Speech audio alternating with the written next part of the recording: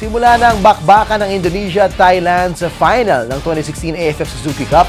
Tinalo ng Indonesia ang Vietnam sa semis habang tinambakan naman ng Thailand ang Myanmar sa Final 4 matchup nila. For more on the Suzuki Cup Finals, makakausap natin ngayon ang football analyst na si Bob Guerrero. Bob, welcome back to The Score.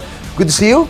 Good to see you. Alright, well, first of all, bago natin talakayin yung nangyayari ngayon sa finals between Indonesia and Thailand, let's first talk about the Azkals in their campaign this tournament. Siyempre, maraming na-disappoint. A lot of people expected na yung momentum na nag-gain dapat natin mag-translate at least to another semis appearance or maybe even finals appearance.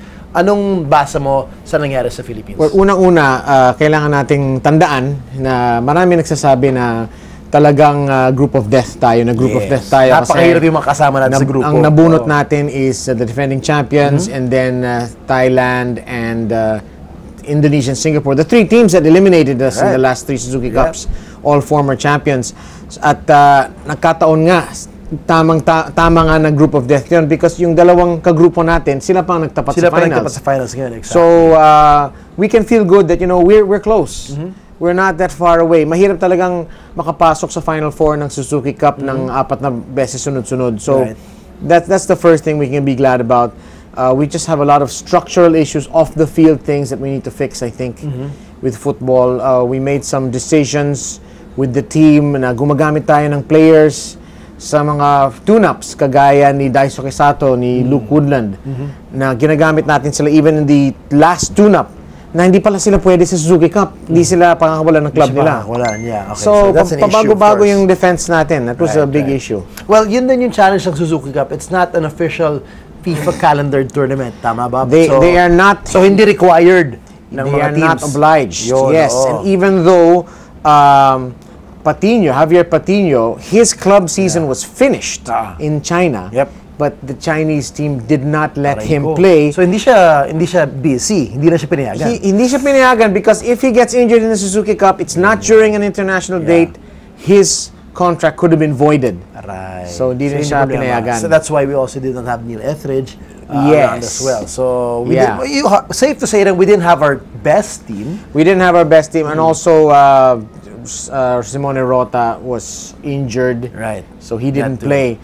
So we didn't have our best team, but we still came close. We came Remember close. We had that final game na although kailangan din natin mag-draw yata yung kalaban, no? It turns out we needed to win. We needed to win. A draw wouldn't have been enough. But we had some close call. I mean, that was a game that some would say, correct if I'm wrong, we had more of the ball.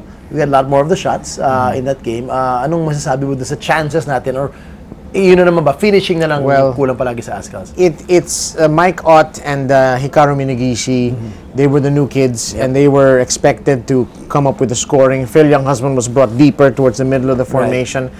At hindi nag-deliver si Ott tsaka si Hikaru Minagishi. Hindi sila nakascore. So, and then pabago-bago yung depensa natin and there was a defensive change made in that game. When Marco Casambre was taken out, Ingreso in, and then binalasa nila, nilagay sa central defense si Jeffrey Christians, si Kevin nasa left, and then it was a defensive error that allowed the goal. Well, there you go. But again, looking forward, the Azkals still,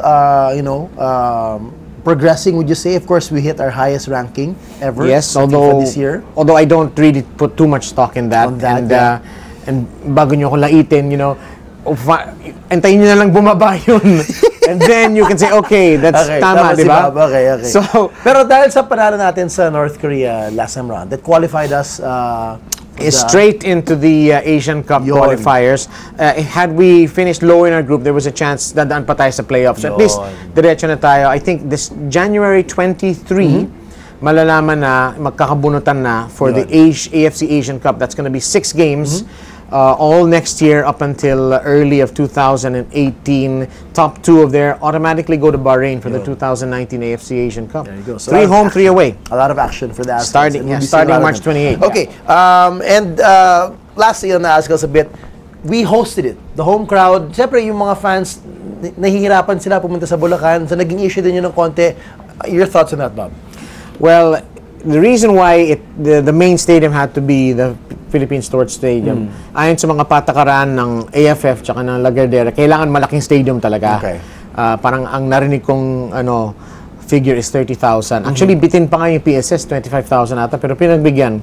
So, hindi talaga pwede yung Rizal Memorial. Yes. It was only used for the simultaneous match on the third day. Right. So, there was no other stadium that could be used.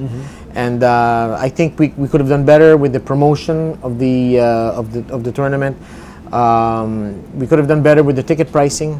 We could have done better with the bus service. And there's a lot of work that needs to be done by us. So, nahirapan nga. Kahit ka nakakotse, mahirap pumunta dun eh. Maraming traffic. Marami akong kilalang tinatamad pumunta kahit may kotse sila. Kahit kotse na. Ano pa kayo mo ng kotse? Exactly. So, there's a lot of work that needs to be done. So, hopefully by the next time around that you host it, we'll fix these things Hopefully. ahead of time. Okay, now shift gears, pag-usapan natin yung finals. You said, dalawang teams na nakasama natin sa group of death. Yes. Sila pa nagtapat sa finals. Thailand and Indonesia, magandang bakbakan. Papasok ng finals ito, ano nakita mong matchup sa dalawang kupunan na to? Well, Thailand has a great striker in Tirisin Bangda, who has played in Spain. They have an amazing player in the midfield, Chanatip Songkrasin, one of the best goalkeepers in Southeast Asia, Kawin Thamsachanan. But Indonesia, they've got players themselves like Boas Salosa. They're good in the air. They have Andy Vermancha. Unfortunately, he gets injured here in this first finals game. So, but Indonesia, of course, did put up a very, very good fight. So everything to play for in the second game. All right, on Saturday, second leg. Ongoing as we're doing this, we're talking 2-1 ngayon. 2-1 in Indonesia. They came from 1-0 What a come from behind. You saw the first goal in Thailand and then looked like they had control and then all of a sudden, that's football. Indonesia scored 2 quick goals. A deflection and then a header.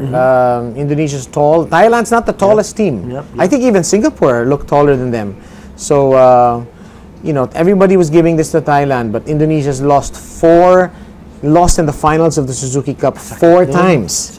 And they don't want to make it 5 in a row. But Thailand, of course, namatay yung kanilang monarch, si Pumipon Adunjade. So grabe yung motivation sa kanila. National pride. Yes. So we will see. The second leg will be there. Yeah, it's a great tournament, really. Kahit yung Pinoy football fans, kahit wala na yung ASCALs, dapat talagang tutukan. You should definitely watch it. So Bob will be talking to you again when this wraps up, as the second leg will be happening on Saturday. So we'll see you sometime next week. Salamat, Bob Guerrero. Hi guys, keep watching The Score for the latest sports updates, and don't forget to subscribe to the ABS-CBN Sports in Action YouTube channel.